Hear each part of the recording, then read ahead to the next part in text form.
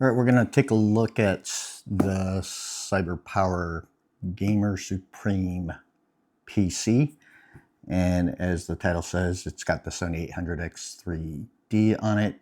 As far as the CPU goes, the GPU is the 9070 XT. So we're going to crack this open and do a PC review and see how everything works and see what the build quality is like. All right, so stick around. I'll be right back. All right, so similar to what I did with the Alienware R16 and the iBuyPower Y40 PC, I found a decent deal online. This time it was over at Best Buy, and it was going for $1949.99. And so most other PCs were going for above $2,000, whereas this one had a better price point. And after figuring out all the costs and everything, which we'll go over here in a little bit, it seemed like a pretty good deal. So I figured I'd do a PC review on it.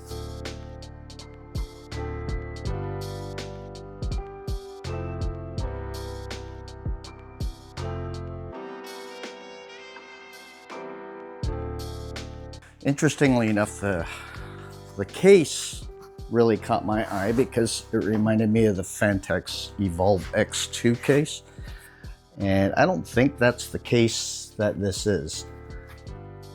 I think that this is CyberPower's take on the case, trying to kind of copy the look and feel of it. So we're going to take a closer look at that.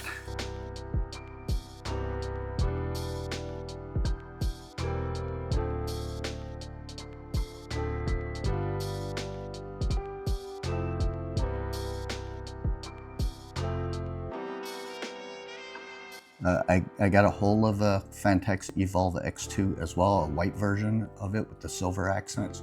We're going to do in a future video review on that case, and then we're going to do a side-by-side comparison with that case versus this one to see if it's indeed Evolv X2 or just CyberPower's take on it. And probably I'll put that video up the week after this one goes up. All right, so keep an eye out for that. And so the packaging, as you probably saw, it was not double boxed, so but the styrofoam on it was fairly thick.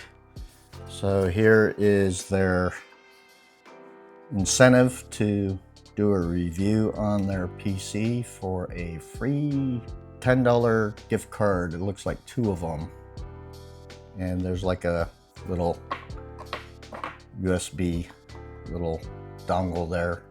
Here's their quick start guide. Pretty straightforward.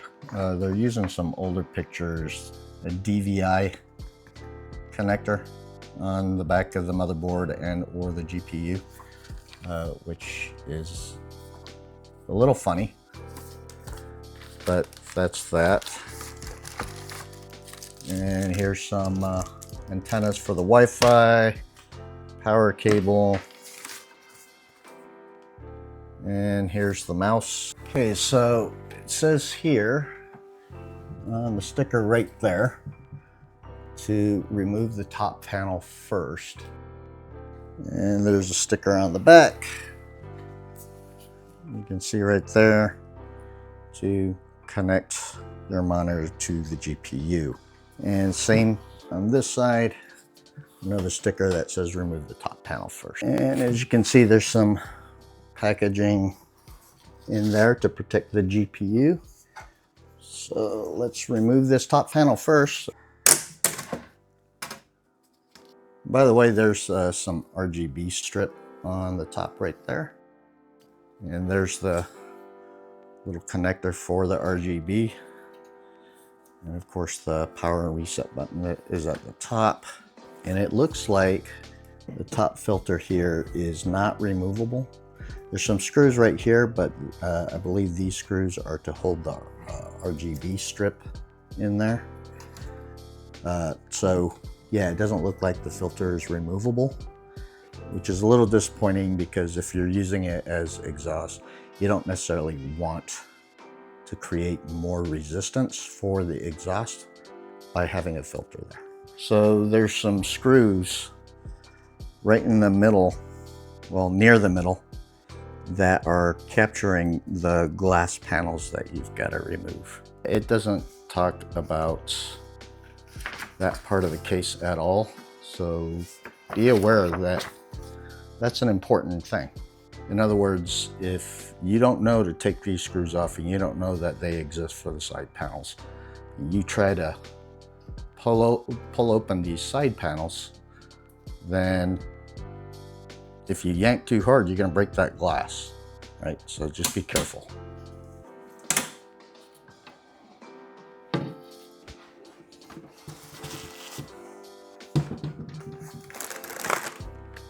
You'd think that they would mention something like that in the instructions, but they didn't. There's also a filter right here. Slides right out from the back. Would have been better if it was sliding out from the front. Also on the GPU, the drive that I use for testing rigs is still in there. So off screen, I removed this GPU to put in the SSD, and I don't know if you're going to be able to see it. There's a release button right here for the GPU.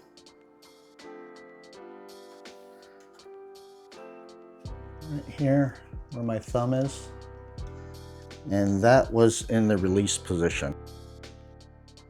I'm assuming it was from the packaging being in there. It might have pushed it into the release position.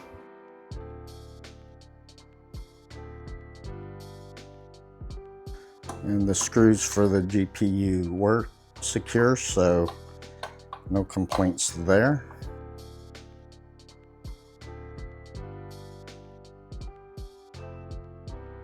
So this is kind of a little bit wonky, this release, because I don't think it's spring-loaded, and so it feels a little cheap. I definitely prefer the MSI one that's spring-loaded. You could even see the spring in it and everything. But yeah, it feels pretty cheap. And the GPU is the Gigabyte 9070 XT. I think this is the gaming OC card. Yeah. So I don't know if the camera's gonna, but it is the gaming OC. See, this is gaming right there. And it's triple fan card, which is nice. One last thing, for those that are unaware, it does take 3 PCIe cables to power this thing.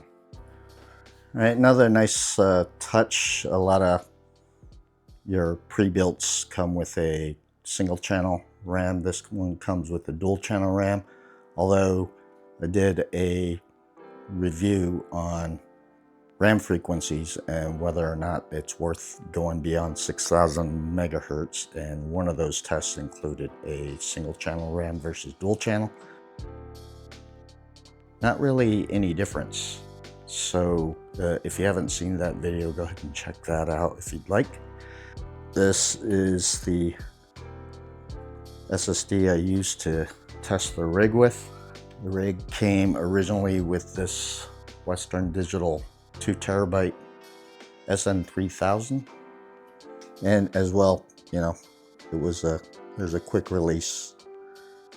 It's plastic, so it feels a little weak. Let's take a look at the cables and everything.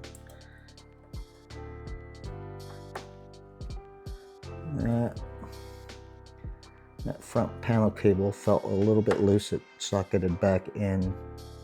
Very, very light amount, it looked like, maybe from stress.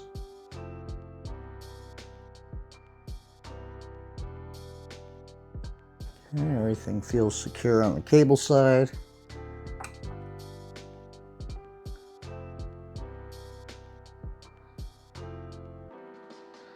That one was a little loose. Wow. 2 loose screws.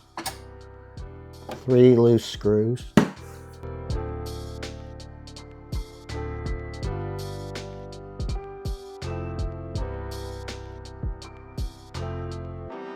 So the bottom 3 screws on the motherboard were pretty loose. They weren't snug at all.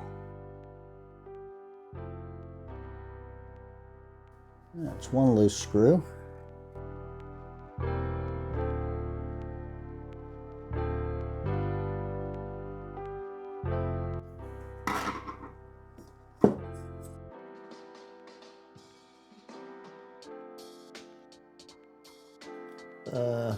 The thermal paste is a little on the thin side. I do like this this design with the little clips. I'm not sure how much pressure it's actually putting on the CPU, because you need at least a decent amount of pressure for that cold plate to sit on that CPU so that it's effective. But from the thermal tests, it didn't seem to be a problem. Of course, it's a 7800X3D, so it has a lower TDP, which means that, you know, it tends not to overheat or throttle.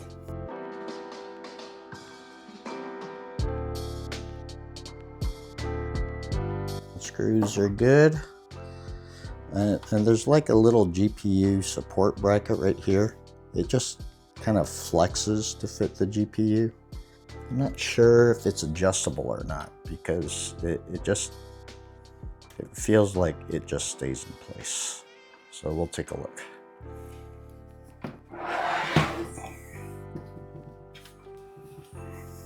All right, so cable management isn't bad, but it's not great. I mean, it looks kind of messy, really.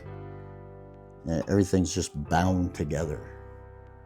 Not really any rhyme or reason to it, looks like, as far as what order they did it in, as far as securing it to the back. And there's tie points over here, so I don't know why they didn't use some of this channel, because there's room right over here for it. So that was an interesting choice. And it looks like the GPU bracket does slide up and down. Well, it doesn't really. Well, it does slide up and down. There's a whole channel right here where the screw's securing it. And then you can even lower it to a lower point right there and slide it up and down. Vertical straps here that aren't really being utilized at all. This is a Fantex case though. It's, as you can see, it says Fantex right there. So maybe it's like a lower end Evolv. Maybe it's an Evolv X1, because the case I'm going to be reviewing is the Evolv X2. So maybe this is a Evolv X1.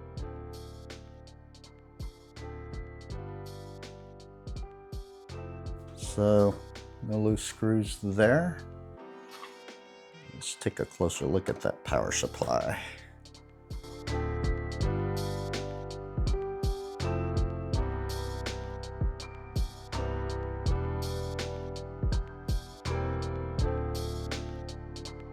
Okay, it's a Apevia 850 watt, 80 plus gold. Not a big fan of Apevia, but you know, it is what it is.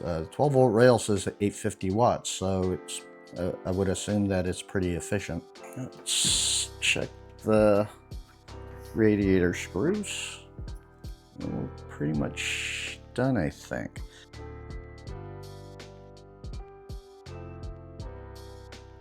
There's one. 3 turns. Okay, so let's talk about the benchmarks and the thermals. But before we do that, I think I'm going to turn this thing off, because I think that maybe the fans are going to be a little bit on the loud side. I kept them set at the normal level in BIOS rather than silent, because that's how it came out of the box. So that's going to be the user experience, right? There, that's better. All right, so we're gonna We're gonna use my handy dandy phone to go through my notes to make sure I got everything covered. On Cyberpunk 2077, we had it ultra settings, no scaling, no frame gen. And at 4K, we did 64 FPS. At 1440p, we did 135 FPS. At 1080p, we did 198. On Black Myth Wukong, we did very high settings. TSR was minimized. As you probably already know, you can't turn off the upscaling. You can only minimize it, right? So at 4K, we ended up at 88 frames a second, which I thought was kind of impressive. At 1440p, we're at 108, and at 1080p, we're at 118. So not a lot of difference between 1440p and 1080p. On FurMark at 4K, we did 135 FPS. At 1440p, we did 252 FPS, and at 1080p, we did 351 FPS. Steel Nomad came out to 7244 for the score, which translates to a little over 72 frames a second. On the R23 score, I didn't expect a lot, it being a 7800 X3D. So the single core score came out to be 1732. The multi-core score came out to be 18121, which is respectable. And it didn't get any higher than 77C on the CPU while running R23. For the Blender benchmark on the CPU side, Monster came out to 122 samples a minute. Junk Shop came out to be 81 samples a minute. And Classroom came out to be 60 samples a minute. On the GPU side for the Blender benchmark, we came out to be 1581 samples per minute on Monster, and on Junk Shop 852 samples a minute, and on Classroom 750. On exporting videos, 20-minute video and 5-minute video with multiple filters on. So it exported at 17 minutes, 14 seconds for the 20-minute video. And for the short video, it exported at 3 minutes, 58 seconds. The max CPU temperature, other than when I ran Cinebench R23, was 75.3 Celsius. And the max GPU temperature came out to be 64 Celsius. And that was while I was running FurMark, I believe. The max VRAM temperature came out to be 92C, which is a little on the high side. I mean, up to 95 is fine, but it's a little close to the 95. And so a little bit worried, but not a lot worried, right? It would have been nicer if it was around like 90, 89, 88, somewhere around there. All right, so that's the benchmarks for this particular PC. So let's talk about what I ran into when I was doing the teardown. So as you remember, you can't remove the top filter for here, which is a little bit of an issue as far as I'm concerned, mostly because I'd like to remove the filter if I'm doing exhaust, which is what this AIO is set to, is exhaust, because that just creates greater resistance for it to exhaust properly. The screws on the top panels, as a reminder, there's one on each side around the middle, and you have to remove those to remove the side panels, which there's no indication in the paperwork because it didn't come with an owner's manual for the case. And so if you don't know that that's there for you to need to remove in order to remove the side panels, then yeah, it's a little bit tough. I mean, these stickers kind of point to it, right? Remove top panel first, but it says remove top panel first. It's got a picture of a screw. So, you know, hopefully most people catch that and understand what they're trying to say. I think some people are gonna have a problem and maybe not even see the sticker and try to yank it off and maybe damage the side panels because they're both glass. The power switch for the power supply was in the off position, so I was pretty happy about that. The BIOS version was the F3B, which came out in February of this year. The latest BIOS version came out in about mid-March of this year, so it was kind of understandable that the BIOS version on here was about a month older, so not a big deal there. The RAM was set to XMP1, and this is an AMD build, so I reset it to Expo 1. They're both the same settings for cache latency and all that stuff, and the boost clock. So not a big difference there, but for stability's sake, I felt it better to be on Expo rather than XMP. The Infinity fabric in the BIOS was set at 2000 megahertz, which is around where you want it to be set at for the 7800X3D, so that was good. The PBO, or Precision Boost Overdrive, was set on auto, which is fine. I kept the fans and the AIO pump settings at the default settings, which was on the normal settings in the BIOS, to see what it was like out of the box. It is a bit loud, which is, you know, why I turned the PC off, because I figured that sound the fans are making was a bit distracting. From a decibel level, it's a little on the high side.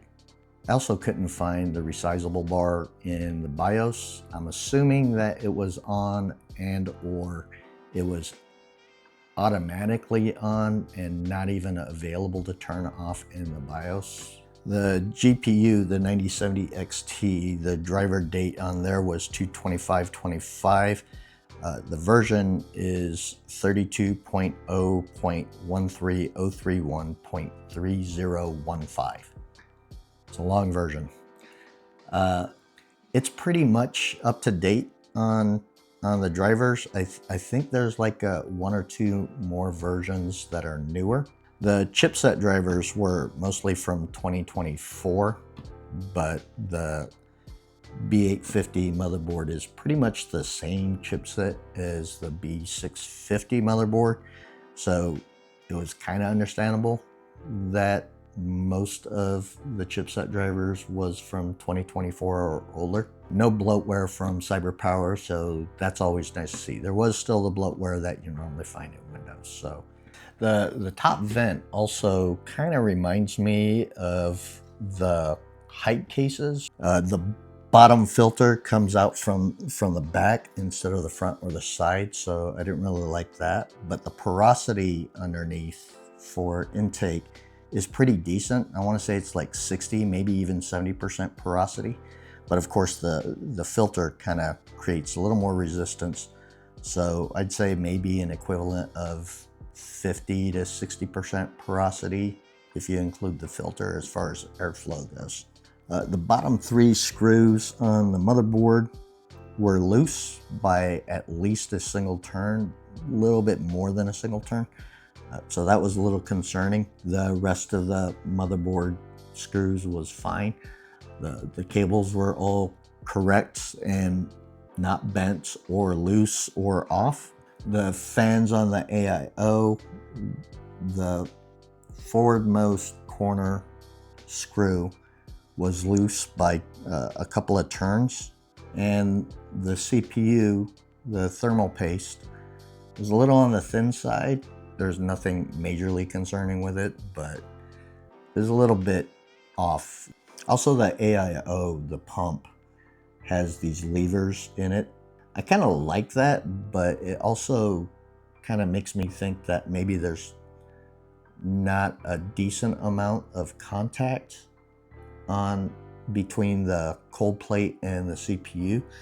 The radiator on the back rearmost face closest to the side panel here, that screw was loose by 3 turns. I'm surprised it didn't just fall out, but yeah, it was 3 turns loose.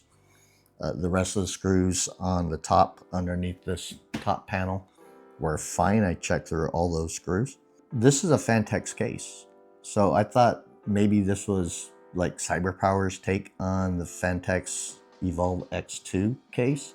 And I think this is a slightly different look than the Evolv X2, but I could be wrong. We'll figure that out when I do a case review. I got a white and silver one, so we're gonna put that side by side with this case and see if there's any differences. And if so, if there is a difference, then my assumption is that this is the X1, right? And maybe the X1 is the case that they provide to SIs. This might be just the cheaper version. The intake fans on the bottom and the exhaust fan in the back, those 4 fans are 120 millimeter fans, and they're all Fantex branded fans. The 3 fans on the AIO are 120 millimeter fans, and those are branded for CyberPower along with the rest of the AIO. So we got 4 fans from Fantex and 3 fans from CyberPower. The RAM is the XPG DDR5 6000 megahertz CL48 with the next 2 timings. Both are also at 48. And on the back, if you look at the label, there's, and I'll throw a picture up there, the 4th timing is missing, right?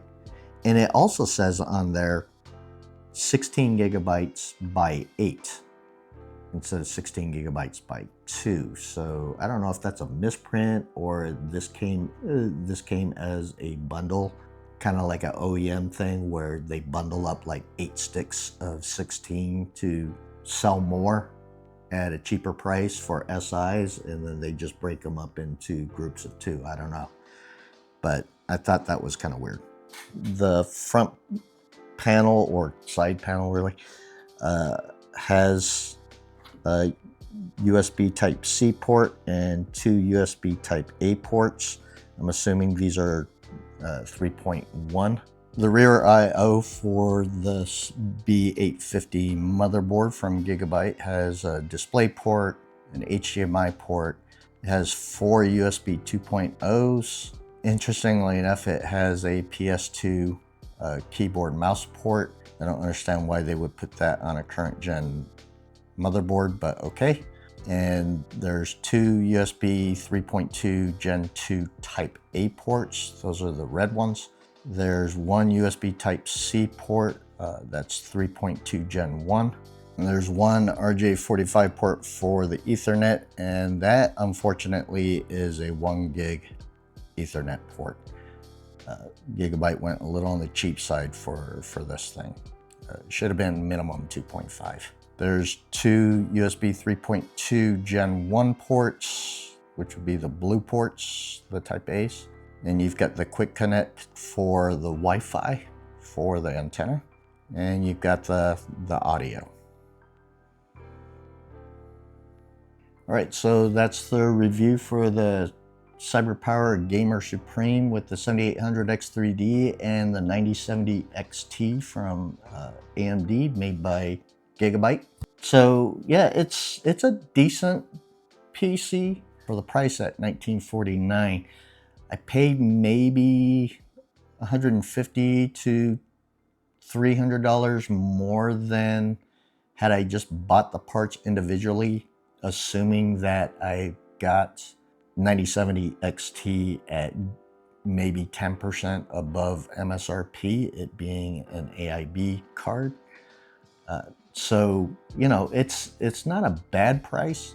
It's not a great price at $1949.99, but it was probably the best price I found for a rig at retail with these particular components in there. So yeah, if the price of this PC was closer to about like 17, even 1800, especially considering today's market, it's not bad to be able to get a PC like this with a 9070 XT, which, you know, performs pretty well. I mean, it performs better than the 5070. Would I recommend this PC right now at $1949.99? maybe, because of the market conditions, if you're really wanting a pre-built PC, then maybe. If you're looking for a solid gaming PC, this isn't a bad way to go. If market conditions weren't the way they are right now due to the GPU shortages, would I recommend it at $1949.99? Probably not. At $1,800, I'd probably recommend it. At $1,750 or below, it would be a definite recommend on my part. Take that for what you will. Let me know down in the comments what you think about this PC. If you own one of these PCs, whether it's this specific version or another Gamer Supreme from CyberPowerPC, yeah, write down in the comments and let me know what you got and what you got it for, and we can talk about that there. All right. If you got any other questions for me or any other comments, feel free to write it down. If you liked what I did with this video, feel free to hit that like and subscribe. It does help out the channel a ton. In the meantime, thanks for joining me, and I hope to see you in the next one.